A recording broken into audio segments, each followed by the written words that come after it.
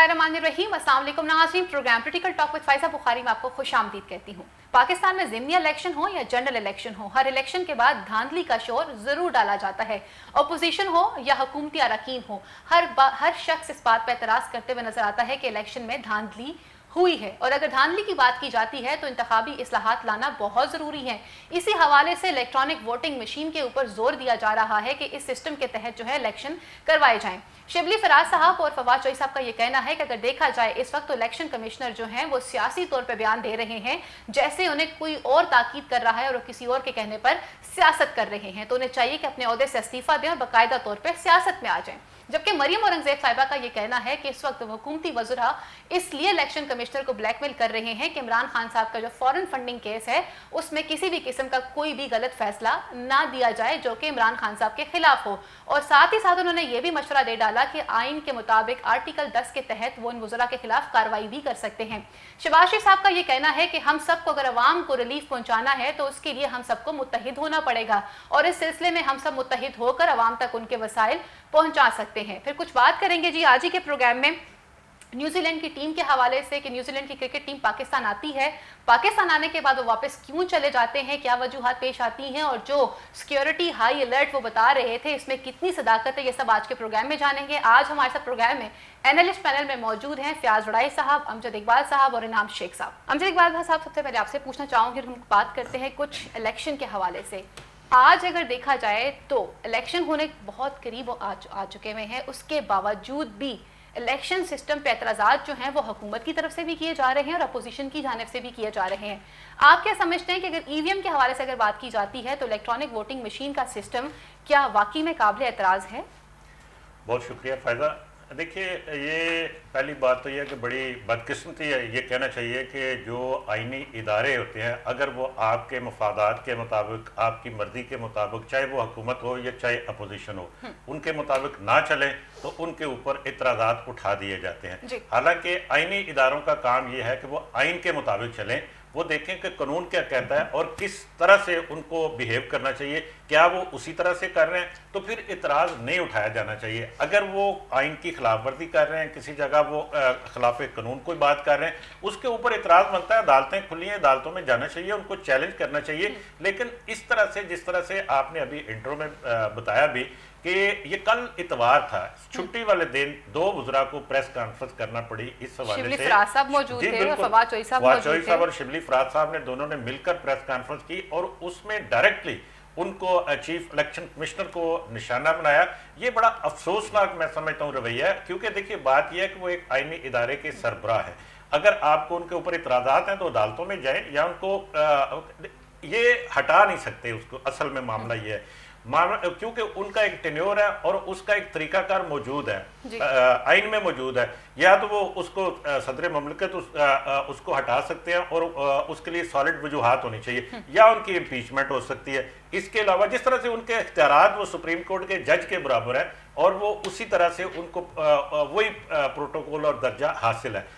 मामला यह है कि चूंकि ये कोई ऐसा कोई गैर आइनी काम उन्होंने नहीं किया जिसके ऊपर उनको हटाया जाए, और स्वाय इसके कि ईवीएम का आपने जिक्र किया, ईवीएम के हवाले से कि हुकूमत का मौक़िफ़ है कि हर सूरत उसको इम्प्लीमेंट होना चाहिए, और अगले इलेक्शन आम इंतखाबात, चाहे वो अगर वो कबलत वक्त होते हैं या जनरल इलेक्शन हो या कोई तो इलेक्शन हो, या 23 में जाके होते हैं, जब भी होते हैं कि उसके मुताबिक ही होने चाहिए। अब जहाँ तक ईवीएम की बात है तो दुनिया के बहुत चंद एक ममालिक हैं जहाँ पे ईवीएम का जब दुनिया के तरक्की याफ्ता बहुत से सोर्सेज वाले ममालिक जहाँ पे उनको उनके पास बड़े वसाइल हैं, वहाँ पे भी अभी इसको इम्प्लीमेंट नहीं किया गया। तो उसकी कुछ ना कुछ रीजंस तो होंगी, और जो जवाब जो हुकूमत पेश कर रही है कि जी कि ये चूंकि अपोजिशन ये नहीं चाहती इसलिए चीफ इलेक्शन कमिश्नर नहीं उसको इम्प्लीमेंट करे, मेरा ख्याल है ये मुनासिब नहीं है। उनको देखना चाहिए कि जो इलेक्शन कमीशन ने जो इतराज़ात उठाए हैं उनको कैसे दूर करना है, नंबर 1। नंबर 2 बात यह कि उसका एक तरीका ये हो सकता है, कोई इस तरह का बैठ के कोई दरमियानी रास्ता ये निकाले कि फिलहाल आप ये कहें कि जी कि चंद एक हलकों में, इंडिया की जब आप मिसाल देते हैं तो इंडिया ने कई साल लगाए थे कि पहले चंद हलकों में, फिर एक स्टेट में, फिर उसके बाद ज्यादा स्टेट्स में तजर्बा आप करते हैं ना। एकदम से जब आप करते हैं, फर्ज करें खुदा न खास्ता कोई ऐसा इवेंट हो जाता है दरमियान में, आपका पूरे का पूरा प्रोसेस जो है वही खराब हो जाता है, पूरा उसके ऊपर सवालिया निशान उठ जाता है। इसलिए ना तो हुकूमत को इसके ऊपर जिद करनी चाहिए, ना ही उनको जो चीफ इलेक्शन कमिश्नर हैं उनको या उनके इदारे के जो मेंबरान हैं। अब ये देखिए ना, ये लेकिन अमजद इकबाल साहब यहाँ पर एक प्रॉब्लम तो और भी आ गई है ना, चीफ इलेक्शन कमिश्नर का कुछ और कहना है जबकि इलेक्शन कमीशन का कुछ और कहना है। नहीं, मैं देखिए बात यह है कि जो फवाद चौधरी साहब ने बात की या शिबली फराज साहब ने बात की, उन्होंने यही बात की जी कि इलेक्शन कमीशन के जो अरकान, असल में इस वक्त इलेक्शन कमीशन नामुकम्मल है, उसके 2 मेंबरान की तैनाती अभी होनी है। उसके ऊपर हुकूमत को चाहिए कि वो अपोजिशन के साथ जो तरीकाकार है वो मुज़ाकरात करें, उनके साथ डिस्कशन करें, जो आइन में जो तरीका दिया गया वो इलेक्शन कमीशन को पूरा करें। इस वक्त वो ये चाह रहे हैं कि जो चीफ इलेक्शन कमिश्नर हैं, जो वो फैसले कर रहे हैं, इलेक्शन कमीशन के जो 2 अरकान हैं वो उनके खिलाफ बोले या उनको इंप्लीमेंट ना होने दें या उनके खिलाफ फैसला दें। कल खुल के उन्होंने ये बात की।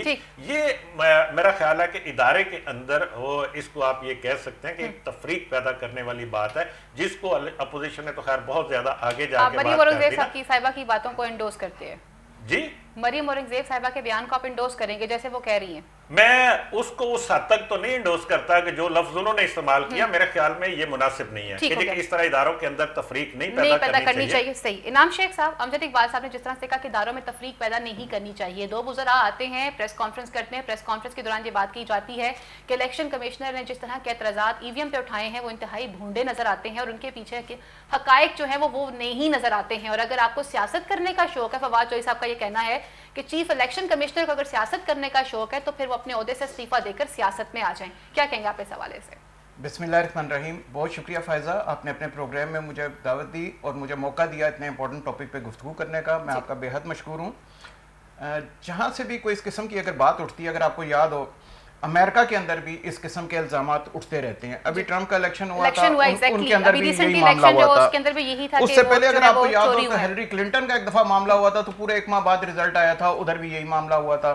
इसकी वजूहात होती हैं, ये ऐसे ही नहीं इल्जामात लगा दिए जाते। फवाद चौधरी ऐसे ही नहीं लगा रहे इल्जामात, या शिबली फराज साहब उनके साथ ऐसे नहीं बैठे हुए। गलती ये हुई इनसे कि इन्होंने जिस टाइम पे अपॉइंट किया था, इनको नहीं पता था कि इनका किस सियासी जमात से ताल्लुक है या इनके बड़ों का किस सियासी जमात से ताल्लुक है। अपॉइंटमेंट के बाद इनको मालूम पड़ा कि इनका तो किसी सियासी जमात से भी ताल्लुक है। अब जब अपनी गलती और अपनी खफत मिटाने के लिए अब इनको मालूम है कि चीफ इलेक्शन कमिश्नर, जाहिर है उनकी कोई ना कहीं सिमती है, उस चीज को खत्म करने के लिए, उस चीज को डाइल्यूट करने के लिए वो इतना ववेला मचा रहे हैं, ये बकायदा प्लान्ड है, और इतना शोर मचा रहे हैं कि किसी भी तरह चीफ इलेक्शन कमिश्नर अगर चाहें भी तो उस तरह उनका साथ ना दे पाए जिस पार्टी के लिए उनकी सिम्पटी है। ये तो एक पॉइंट है। दूसरा, अब आ जाइए ईवीएम पे। अगर आप किसी भी तरह जमहूरी माशरे में रहते हैं, आइन को जरा एक तरफ अलग रख दीजिए। जमहूरी माशरे के अंदर हमेशा ये होता है कि जितनी पॉलिटिकल पार्टीज होती हैं वो सारी मिलकर फैसला करती हैं। इसमें यह नहीं होता कि आपने अकेले से हुकूमत ने फैसला कर लिया और इंप्लीमेंटेशन की तरफ चले गए। नहीं, आपको बाकी जमातों को साथ लाना पड़ेगा। अगर वो एग्री करेंगे, उसके बाद फिर तमाम स्टेक होल्डर्स को मिला के फिर आपको इसको इंप्लीमेंट करना पड़ेगा। खान साहब को एक चीज की बड़ी शिद्दत से उनको मतलब आप कह लीजिए कि उनको बड़ा एक ना अपने ऊपर एक बड़ा सेटिस्फेक्शन है कि वो चाह रहे हैं कि जितने भी पाकिस्तान से बाहर रहने वाले पाकिस्तानी हैं, तारकीन वतन, उनको मैं वोटिंग का हक दे दूंगा, और पाकिस्तान से बाहर जितने भी रहते हैं वो ज्यादातर इमरान खान के सपोर्टर्स हैं। तो खान साहब का ख्याल ये है कि मुझे फिर इलेक्शन जीतने के अंदर आसानी होगी। इसी वजह से वो इलेक्ट्रॉनिक मशीन लाना चाह रहे हैं ताकि बाहर के मुल्क के अंदर भी मैं वो इंप्लीमेंट कर दूं और पाकिस्तान के अंदर भी इंप्लीमेंट कर दूं, और मेरे लिए आसानी ये होगी कि मैं बता सकूंगा कि ये देख लीजिए कंप्यूटराइज्ड है, डिजिटलाइज है, हर चीज नोटेड है। तो हमारे यहाँ से कोई बेईमानी नहीं हुई। जो आप कहा करते थे कि बक्से उठा के भाग गए और ये हो गया और वो हो गया, कोई चीज चेंज नहीं हो रही। उस चीज को वो करने के लिए बकायदा प्रॉपर एक प्लान कर रहे हैं जिसके ऊपर वो उनकी वर्किंग चल रही है। इधर बहुत इंपॉर्टेंट है, चीफ इलेक्शन कमिश्नर को अपने आप को बिल्कुल कोशिश करनी चाहिए कि वो इस किस्म के बयान ना दें। जैसे कि अभी मेरे सामने अमजद भाई ने भी कहा कि उनका बयान डिफरेंट होता है, आपने भी फरमाया कि उनका बयान बाकियों से डिफरेंट होता है।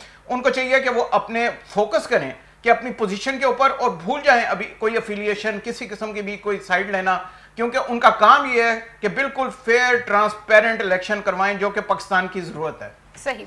मैं फायदा सिर्फ एक फिक्रा ये कहना चाहता हूँ। मैंने ये बिल्कुल नहीं कहा कि उनका बयान डिफरेंट होता है अपने बाकी अरकान से। मैंने ये कहा कि हुकूमत ये चाह रही है कि वो अपने चीफ इलेक्शन कमिश्नर की जो स्टेटमेंट्स है उससे इनहराफ करें। बाकी मेंबरान को ये कहा जा रहा सही। है। और दूसरी बात ये कि ये बहुत ज्यादा आप ये समझ लें कि इस तरह के ओहदे के ऊपर जब अपॉइंटमेंट होती है तो फिर आपको तमाम चीजों को इदारों से exactly। नहीं, सोचना तो हुकूमत की बात है ना, लेकिन उसके तमाम तर जो सिक्योरिटी इदारे हैं उनकी क्लियरेंस के बगैर ये अपॉइंटमेंट नहीं हो सकती। तो ये तो बहुत बड़ा, आप जो कह रहे हैं कि अगर उनको पता नहीं था इस बात का, तो ये तो एक बहुत बड़ा सवालिया निशान बन जाता है ना कि ये हमारे जब उनकी क्लियरेंस हुई तो वो किस किस ने कहां से और क्यों दी। सही। बड़ाई साहब, सर, सिविलियन अदारों पे क्लियरेंस कभी भी आदमी इस पॉइंट पे नहीं वापस आऊंगी, मैं बड़ाई साहब की तरफ बढ़ना चाहूंगी। बड़ाई साहब से पूछना चाहूंगी कि बड़ाई साहब, आज भी अगर देखा जाए तो हमारी सियासत उसी पॉइंट पे खड़ी हुई नजर आती है जहां से कुछ अर्सा पहले फिर दोबारा से शुरू हुई थी। 2011 से ये टर्म शुरू हो जाती है, धांधली हो रही है, धांधली हो रही है, वोट चोरी हो रहे हैं, वोट सही तरह से कास्ट नहीं किए जा रहे हैं, जनरल इलेक्शन होने जा रहा है। मरीम औरंगजेब साहिबा ये कहती हैं कि हुकूमती वज़रा जो है वो इलेक्शन कमिश्नर को ब्लैकमेल करते हुए नजर आ रहे हैं, और इसी साथ उन्होंने ये भी कह दिया है कि इनके खिलाफ आर्टिकल 10 के तहत जो है वो इन वज़रा के खिलाफ इलेक्शन कमिश्नर जो है वो कार्रवाई कर सकते हैं। आप क्या समझते हैं कि पूरी दुनिया जो है वो जदीद वोटिंग सिस्टम की तरफ जा रही है? क्या पाकिस्तान के अंदर इस वक्त इलेक्ट्रॉनिक वोटिंग मशीन के जरिए वोट कास्ट करना जो है वो आईन और कानून के खिलाफ है? अगर नहीं है तो फिर इसको इम्प्लीमेंट करने में इतनी प्रॉब्लम्स क्यों पेश आ रही हैं?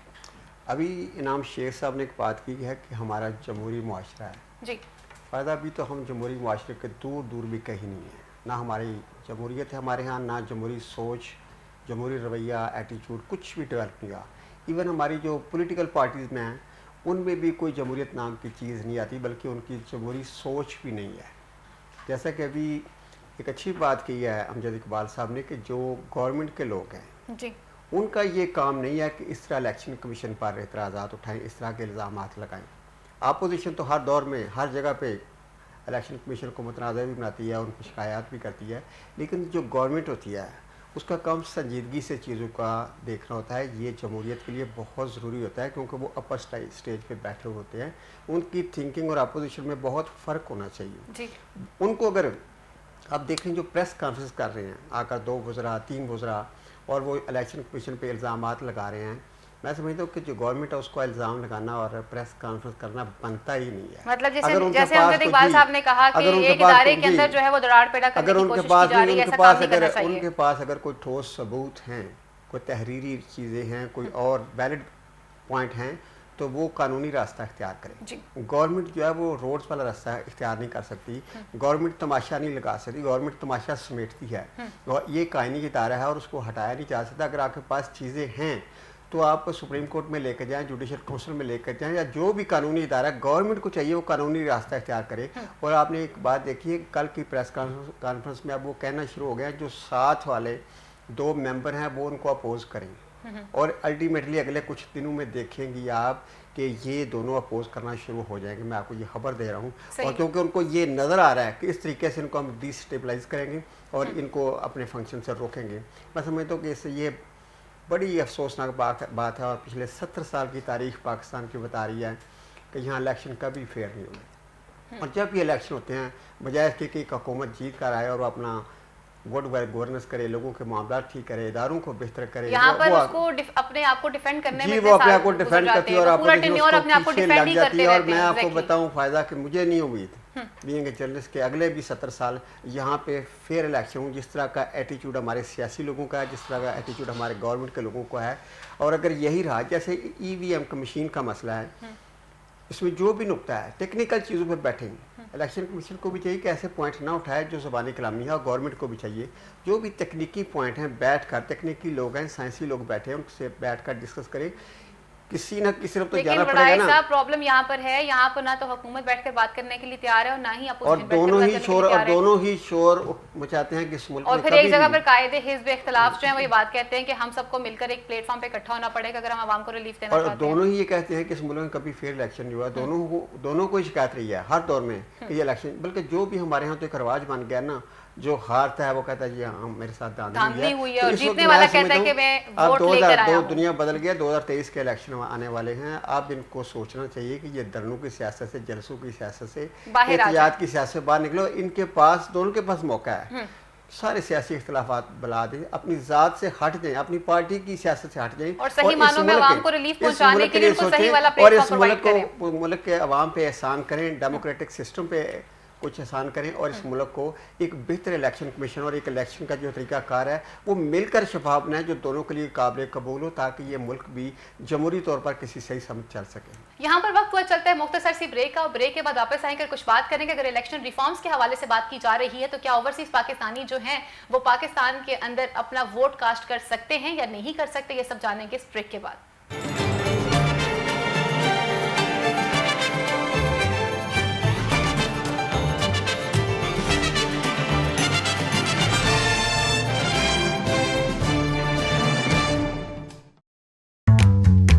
खाना देसी हो या कॉन्टिनेंटल,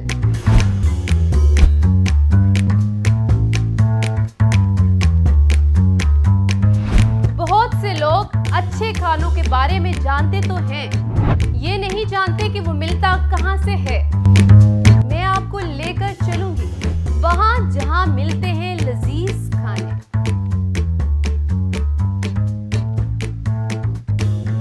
मेरे साथ रहिएगा और देखना मत भूलिएगा फूड दरबार।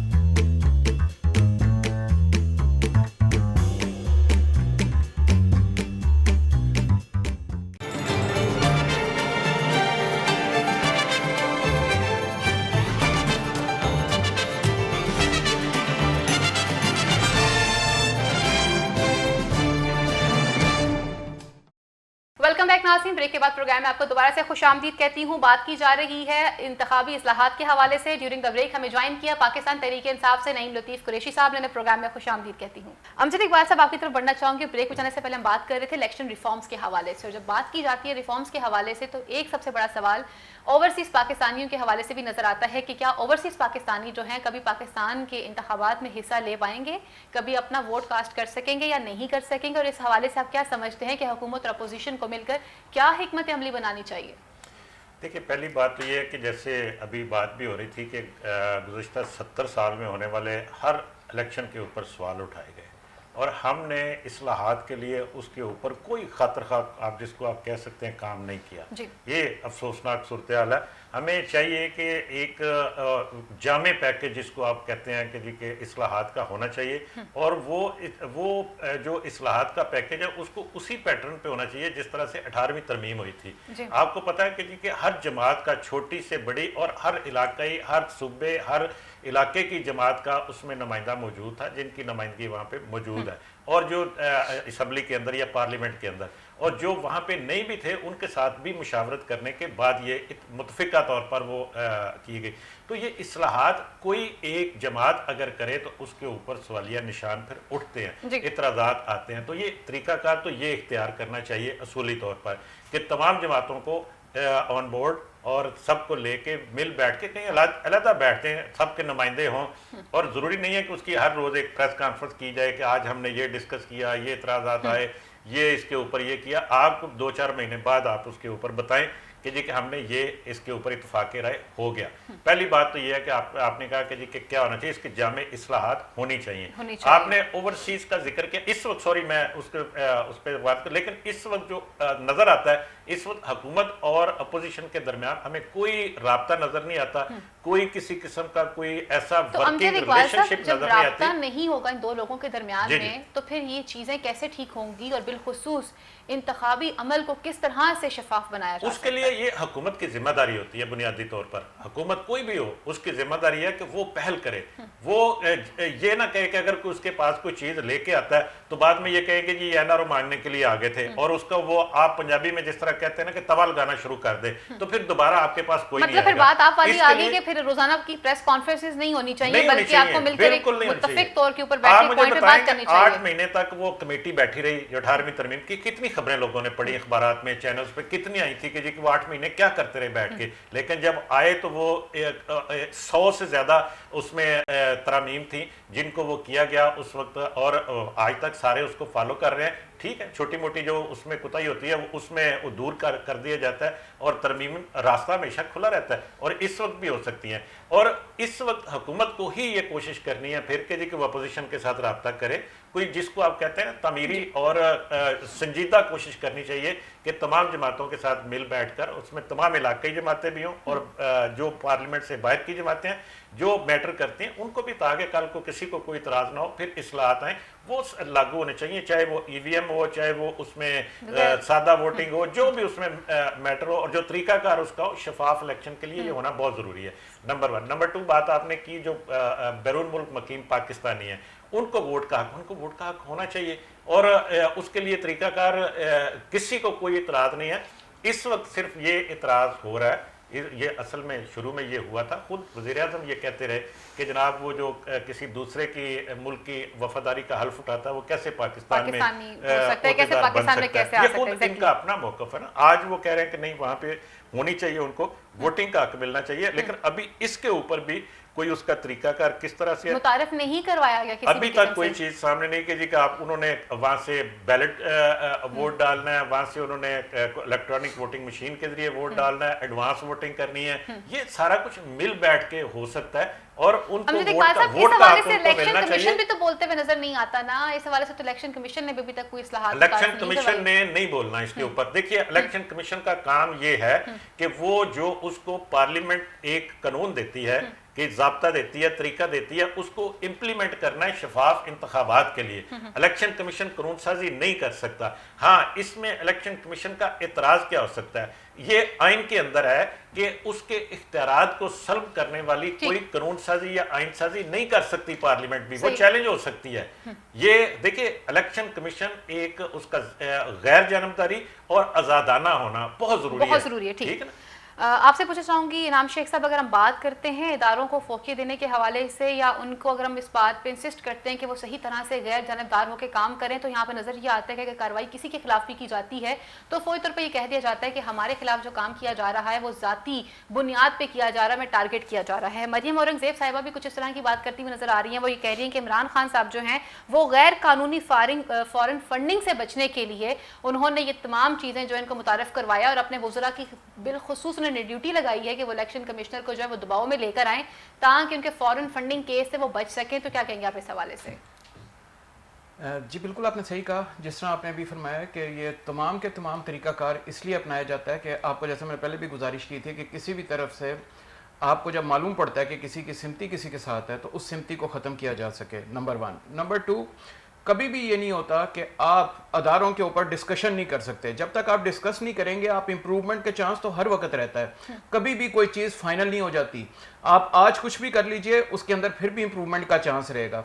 अगर आप उसको होली कॉव बना के रखते हैं कि बस इसके ऊपर तनकीद नहीं करनी, ये तो बड़ा कीमती अदारा है, इसके ऊपर बात भी नहीं करनी, तो फिर तो हम आगे नहीं चल पाएंगे। तनकीद होती रहेगी, ये हमेशा दुनिया अज़ल से अब तक चलता रहना है, और उसके अंदर इंप्रूवमेंट आती रहती है। इंप्रूवमेंट चाहे जल्दी आए या देर से आए, ये इंप्रूवमेंट का चांसेस और ये तरीकाकार एक बड़ा तरीका जो वज़ा हुआ है।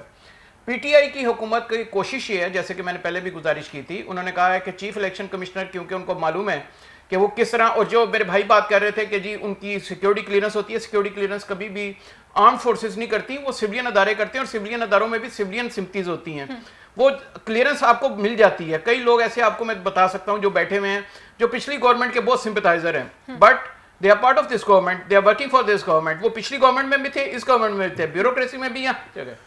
तो जिस तरह से भी अगर वो चाहते हैं फवाद चौधरी साहब या पीटीआई, उन्होंने बाकायदा प्लान चॉकआउट किया हुआ है, वो ऐसे हवा में तीर नहीं चला रहे, और उनका एक पर्पस है, वो चाहते हैं कि किसी भी तरीके से हम इलेक्शन को इतना फ्री और फेयर बना दें कि चीफ इलेक्शन कमिश्नर उसमें कोई काम ना कर सके। ये कैसे मुमकिन होगा इनाम शेख साहब? ये मुमकिन तो जी मैं आपको बताता हूँ, जिस तरह अभी हमारे एटलीस्ट पार्लियामेंट में भी कोई चीज अगर आपको मंजूर करवानी होगी तो आपको उसमें एक वोट चाहिए होंगे, आपको उसमें अपोजिशन को अपने एतमाद में लेना होगा।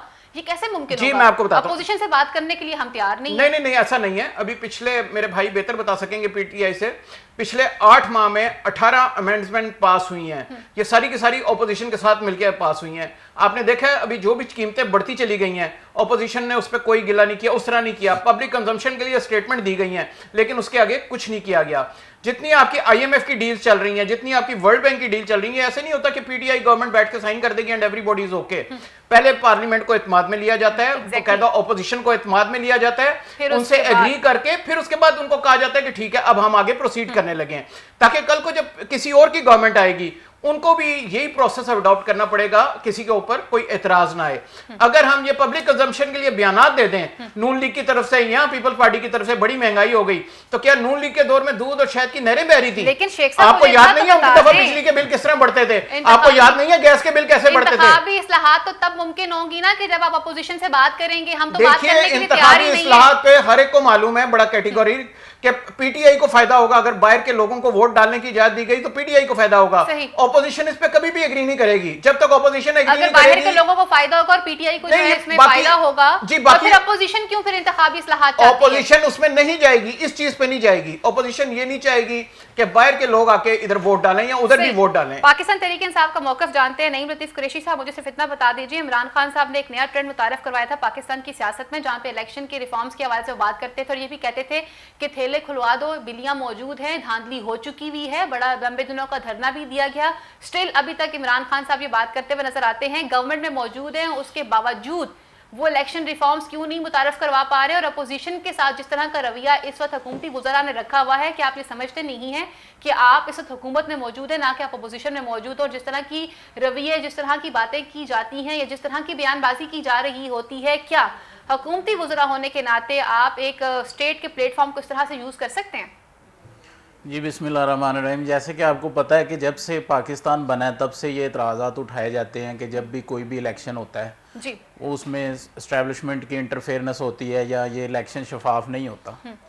तो अगर खान साहब ने ये इकदाम किए हैं कि ये मतलब एक आज़ाद, फ्री एंड फेयर इलेक्शन होना चाहिए, तो मेरे ख्याल में अपोजिशन से बात करनी चाहिए और अपोजिशन को हुकूमत के साथ से बात करनी चाहिए, लेकिन बात तो नहीं एक पेज पे आगे बात करनी चाहिए। दूसरे नंबर पे ये है कि आज तक जो भी जिसकी भी हुकूमत बनी है उसने ये कहा कि यानी हुकूमत से उतरने के बाद उसने कहा कि ये इलेक्शन जो है ना फ्री एंड फेयर नहीं होते।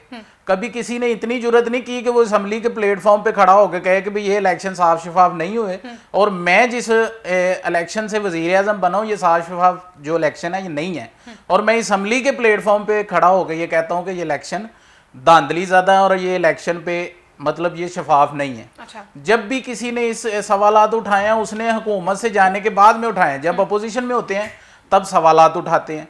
देखिए इस वक्त जो ये इलेक्ट्रॉनिक मशीन का मामला अभी चल रहा है जी, इस पे देखें जो इलेक्शन कमीशन ने इस वक्त एतराज़ात उठाए हैं, मेरे ख्याल में एतराज़ात जो हैं वो बिल्कुल मनगढ़ंत हैं। सही। वो इसलिए कि अगर आप इलेक्शन बैलेट पेपर जो हैं वो मतलब प्रिंट करवाते हैं, आपको हर इलेक्शन पे बैलेट पेपर प्रिंट करवाने पड़ते हैं। मशीन पे आपको एक बार खर्चा करना पड़ेगा। दूसरे नंबर पे इलेक्शन कमीशन ने ये एतराज़ उठाया कि जी वक्त कम दरकार है और मशीनें ज़्यादा चाहिए, ये हम पूरी नहीं कर सकते। जबकि इंफॉर्मेशन टेक्नोलॉजी वालों ने कहा कि हम 6 माह में ये सारी मशीनें पूरे मुल्क के लिए बना सकते हैं। ये तो इलेक्शन कमीशन का काम नहीं है मशीनें बनाना, वो तो इंफॉर्मेशन ऑफ टेक्नोलॉजी वालों ने बनानी। ये जितनी भी बातें मतलब अपोजिशन उधर क्यों कर रही है, वो इसलिए कर रही है ताकि इनकी जो धांधली से 20-25 सीटें जीतते हैं, जहाँ पे ये अपने सीने के जोर पे जाली वोटिंग करवा के आगे आते हैं, इनकी वो सीटें कम हो जानी है। ऐसी बातें ये सब लोग क्यों अभी जो कंटोनमेंट बोर्ड के इलेक्शन हुए नताइज आपके सामने है, डस्का का जो इलेक्शन हुआ नताइज आपके सामने है, फिर आप कैसी बातें कर रहे हैं? मैं ये बात इसलिए हम कर रहे हैं कि देखिए जब जहाँ से ये नून लीग जीत जाती है वहां पे कहते हैं कि यहाँ पे धांधली की दूर दूर तक हमें कोई आवाज नहीं सुनाई दी, यहाँ पे किसी किस्म की कोई शिकायत नहीं है, जहाँ से हार जाते हैं वहां पे। खान साहब अवाम दोस्त वजीर आजम हैं, उसके बावजूद आए दिन अवाम को एक नया जो तोहफा महंगाई का दिया जा रहा है कि क्या अवाम ने वोट इमरान खान साहब को इसलिए दिए थे? क्या तब्दीली सरकार को अवाम ने इसलिए चुना था कि उनकी तब्दीली इस किस्म की होगी? ओगरा जो है वो 1 रुपए के हिसाब से पेट्रोल महंगा करने की दरख्वास्त देता, तो यहाँ पे इमरान खान साहब जो है वो फोटो सेशन के दरमियान में इतना मसरूफ होते हैं कि वो ये भी नहीं देखते 5 रुपए की डायरेक्ट जो है वो उसको बढ़ा देते हैं। क्यों? वजह बताएंगे? देखिए जो आवाम पे महंगाई का ये जो बोझ डाला जा रहा है, ये तो हम भी जाहिरी बात है आम लोगों में जाते हैं, अपने हल्के के लोगों से भी मिलते हैं, ये तो चीज घर का सौदा सर्फ तो आप भी लेकर आते होंगे। जी जाहिरी बात है, खाना पीना तो सब ने है, जिसने दुनिया में पैदा होना है उसने खाना पीना तो है। जो महीने का सौदा आया ये तो इतना कम पड़ गया, तो क्या कहेंगे आप? बिल्कुल आपकी बात बिल्कुल दुरुस्त है, और आवाम पे जो महंगाई का बोझ डाला जा रहा है इससे आवाम ही नहीं हुकूमती जो नुमाइंदे हैं बहुत ज्यादा, हम भी इस बात से जो है वो परेशान है कि जब लोगों से जाके मिलते हैं तो हर बंदा एक ही रोना रोता है, वो महंगाई का रोना रोता है। फिर आप तैयारी पकड़ लीजिए कि आपके आइंदा आने वाले इलेक्शन में अवाम आपका किस तरह से इस्तेमाल करने वाली है। ममजद इकबाल साहब, हुकूमती वुज़रा भी परेशान हैं। खुद पाकिस्तान तहरीके इंसाफ के जो हमारे साथ मौजूद है नईम लतीफ़ कुरैशी साहब ने कह दिया कि जब हम खुद भी हल्के में जाते हैं तो लोग इस बात का एतराज़ करते हैं। सर, इसकी क्या वजह है कि इमरान खान साहब के पास ओगरा जो है वो एक समरी लेकर जाता है और 1 रुपये के हिसाब से महंगा करने की बात की जाती है, और खान साहब जो है वो 5 रुपये पेट्रोल जो इसको महंगा कर देते हैं। एक आम आदमी के लिए रिलीफ गवर्नमेंट कब देगी? और ये वही गवर्नमेंट है, ये इमरान खान साहब वही हैं जो कंटेनर पे खड़े होकर कहा करते थे अगर चीज़ों की कीमतों में इजाफा हो जाए तो समझ जाओ कि तुम्हारे जो हुक्मरान हैं वो करप्ट हैं, वो पैसे वो खा रहे हैं। आज तरीके इंसाफ की दौरे हुकूमत में जो चीज़ें इतनी महंगी हो रही हैं तो फिर करप्शन खान साहब कर रहे हैं या उनके वज़रा कर रहे हैं? देखिए, पहली बात यह है कि वो जो समरी वाला जो किस्सा है ना, उस पे कुछ क्लरिकल मिस्टेक हुई। वो बेसिकली 10 रुपए की समरी थी और 5 रुपए उसकी अप्रूवल हुई। बहरहाल ये एक दूसरा सवाल है, लेकिन मामला ये है कि इस वक्त महंगाई जिस तेजी के साथ बढ़ रही है और जिस तेजी के साथ डॉलर की कीमत में इजाफा हो रहा है। जी बिल्कुल, वो देखिए 2 चीजें हैं कि पेट्रोल और डॉलर, ये दोनों चीजें ऐसी हैं जिनसे बराह रास्त हर चीज का ताल्लुक है। पेट्रोल महंगा होता है तो आपकी हर चीज यहाँ पे खुद ऑटोमेटिकली लोग बढ़ा देते हैं। जी पेट्रोल महंगा हो गया, किराए बढ़ गए, खर्चे बढ़ गए, सब्जियां महंगी हो गई, दालें महंगी हो गई, आपके कपड़े महंगे हो गए, इवन के हर चीज ही, रोटी महंगी हो गई, गंदम महंगी हो गई। और उसके साथ साथ जब डॉलर महंगा होता है, जब डॉलर के रुपए की कीमत कम होती है तो हमारी हर आइटम जो उसमें रॉ मटेरियल ज़्यादातर इंपोर्टेड यूज़ होता है, वो जितने भी प्रोडक्ट्स हैं वो सारी उसके साथ साथ महंगी होती जाती है। बल्कि उसके साथ साथ सिर्फ महंगी नहीं होती, शॉर्टेज भी हो जाती है कि अब पता नहीं जी कहाँ रुकना है आके, इसलिए उसको रोक दिया जाता है और फिर दोहरा उसके ऊपर अजाब होता है। ये देखिए, ये मैं समझता हूँ कि जी कि मिसमैनेजमेंट है हुकूमत की, उनको इसको मैनेज इस तरह से कि अभी पेट्रोल की बात मैं आपको छोटी सी एक मिसाल दे देता हूँ। हम कहते हैं कि जी कि पीपल्स पार्टी के दौर में जनाब बहुत कुछ ये हो गया वो हो गया। पीपल्स पार्टी के दौर में आलमी मंडी में पेट्रोल की कीमत चली गई थी $145 तक, ठीक है, पर बैरल। और उस वक्त भी पाकिस्तान में पेट्रोल की पर लीटर कीमत जो है 120 से ऊपर नहीं गई, ठीक है। आज की जब हम बात करते हैं, इस वक्त $72 पर बैरल है आलमी मंडी में जो क्रूड ऑयल की कीमत, ठीक है। लेकिन हम यहाँ पे 123 के ऊपर पर लीटर के ऊपर पेट्रोल चला गया। हुकूमत का मौका भी है कि जी हम क्यों अपनी जेब से डाल के दें अवाम को।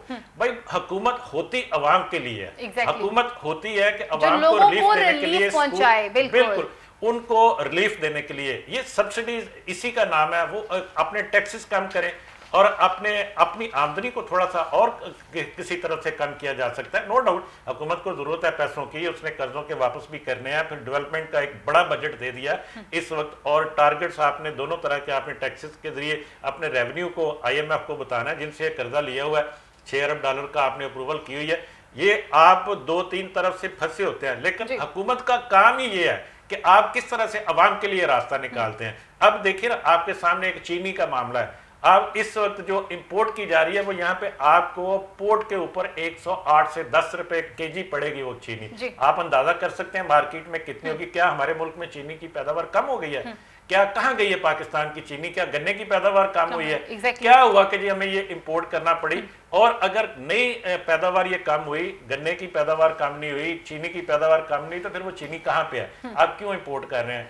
लोकल अगर मैन्युफैक्चर है उसको फायदा इस तरह का पहुंचाने की बात हो रही है, चाहे वो अपनी जगह पे हो कि वो जनाब वो माफिया और जो भी आप कहते हैं, तो फिर तो वो ताकतवर है हुकूमत से, और वो हुकूमत उनके खिलाफ किसी के खिलाफ भी कोई एक्शन नहीं ले पा रही है। नाज़िम शेख साहब, अभी आपने बड़े जज्बात में एक तकरीर कर दी और इस तकरीर में आपने मुवाजना कर दिया कि अपोजिशन के दौर के साथ गवर्नमेंट का आपने मुवाजना किया।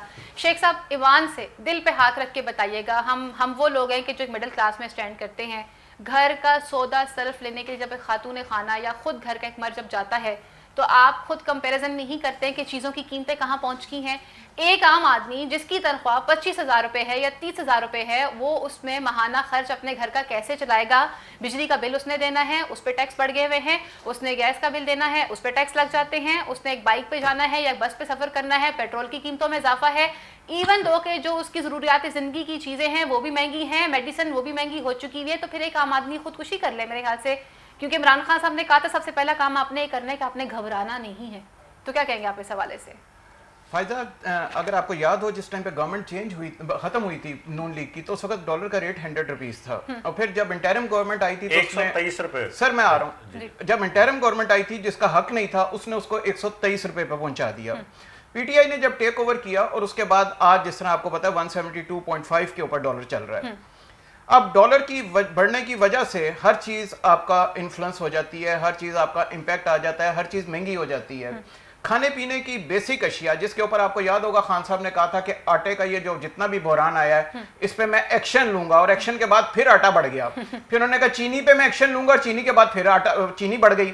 अद्वियात पे उन्होंने कहा मैं एक्शन लूंगा, ये अद्वियात पुरानी कीमतों पे आएंगी। आज उस कीमत से भी अद्वियात 300 गुना ज्यादा है। तो फिर तस्लीम कर रहे हैं ना आपके अपोजिशन के जो दौरे हुकूमत थे उन अदवार के अंदर इतना बुरा हाल आवाम का नहीं था जो आज हो रहा है। मैं उसकी थोड़ी सी आपको नाज़रीन को और आपको गुजारिश करूंगा, एक छोटी सी वजह। जिस तरह अब हम लोग कहते हैं कि इसहाक डार ने उसको कंट्रोल किया हुआ था, उसकी एक वजह थी कि जितने भी मुझे याद है इंपोर्टर से हम जब इसहाक डार के पास गए थे, उन्होंने कहा आपने 30% थ्रू बैंक चैनल डॉलर भेजना है, जो भी आप इंपोर्ट कर रहे हैं 70% आपने ओपन मार्केट से भेजना है, कि यानी कि स्टेट बैंक के ऊपर कम से कम लोड आए। खान साहब की जब गवर्नमेंट आई इन्होंने कहा नहीं 100% आपने इसी के थ्रू भेजना है। और सबसे बड़ी गलती इन्होंने ये की है कि स्टेट बैंक को ऑटोनोमस कर दिया है, गवर्नमेंट के इन्फ्लुएंस से बाहर कर दिया है। उधर IMF और वर्ल्ड बैंक के लोग आके बैठ गए, जो 20 का पैनल बैठा हुआ है। उसकी वजह से अब पाकिस्तान की उस तरह से सेल नहीं है। ये वो अदारे जिनको पाकिस्तान का अपने ग्रिप में होना चाहिए, पाकिस्तान की उनके ऊपर पूरी ग्रिप होनी चाहिए। आप देख लीजिए ड्रेस कोड देना ये पीटीआई का हक नहीं है, पीटीआई ड्रेस कोड दे रही है। पीटीआई की गवर्नमेंट का हक ये है कि लोगों को कपड़ा लोगों को सस्ता प्रोवाइड करें ताकि हर बंदा कपड़ा पहन सके। शेख साहब किस्सा मुख्तसर मुझे सिर्फ इतना बता दीजिए कि आवाम को जो आए दिन एक नया महंगाई का एक नया टीका लगा दिया जाता है, इस टीके से आवाम को कैसे रिलीफ मिलेगा? मुझे आगे भी बढ़ना है, वक्त बहुत कम है। जी इससे रिलीफ नहीं मिलेगा। डॉलर अभी 180 पे जाएगा, अभी आपका पेट्रोल ऊपर जाएगा, अभी आवाम को ये कड़वा घून बर्दाश्त करना पड़ेगा। नहीं लतीफ कुरैशी साहब, आप ही के पार्टी के चेयरमैन, मुल्क के मौजूदा वजीर आजम ये बात कहते थे कि अगर आवाम को महंगाई का टीका लग जाए और आए दिन ब दिन अगर चीज़ों की कीमतों में इजाफा हो तो समझ जाएं आपके हुक्मरान करप्ट हैं। तो मैं ये पूछना चाहती हूँ कि इमरान खान साहब खुद करप्शन कर रहे हैं या उनके वज़रा इस करप्शन में इन्वॉल्व हैं, और जो चीज़ों की कीमतों में इजाफा हो रहा है इस हवाले से आपका क्या कहना है? क्या खान साहब के मौक़िलात उनको नहीं बताते कि इस वक्त आवाम जो है वो किस तरह से अपनी ज़िंदगी गुजार रहे हैं? देखें, बात यह है कि जो बात आती है खान साहब पे कि क्या वो करप्ट हैं, तो वो तो पूरी दुनिया जानती है। अपोजिशन भी असम्बली के फ्लोर पे खड़े होकर कहती है कि खान साहब खुद करप्ट नहीं है, कुछ लोग हैं लेफ़्ट राइट जो करप्शन में मुलव्वस हैं। सही। तो चीज़ ये है कि ये सारी चीज़ें जब तक खान साहब तक नहीं पहुँचेंगी, जब तक वो खुद इनके ऊपर नज़रसानी नहीं करेंगे, तब तक जो है वो वोट तो आवाम नहीं देने हैं ना। बहुत सारी पीटीआई को मुश्किलात का सामना करना क्यों नहीं कर रहे? खान साहब की सब तवज्जो का मरकज जो है वो क्या है? क्या खान साहब को ये नहीं बताया जाता कि वो इस मुल्क के वजीर आजम हैं, या वो ये बात भूल जाते हैं कि वो इस मुल्क के वजीर आजम है? खान साहब को ये नहीं बताया जाता कि एक आम आदमी किस तरह से जिंदगी गुजार रहा है? खान साहब को बुलाएं, कभी दावत दें कि आए, एक दिन बस में सफर करें और एक ऐसे आदमी के साथ दिन गुजार के देखें कि जिसकी माहाना तनख्वाह 20 से 25 हज़ार रुपये और अपने घर को कैसे चलाता है। क्या खान साहब को ये बातें नहीं बताई जाती?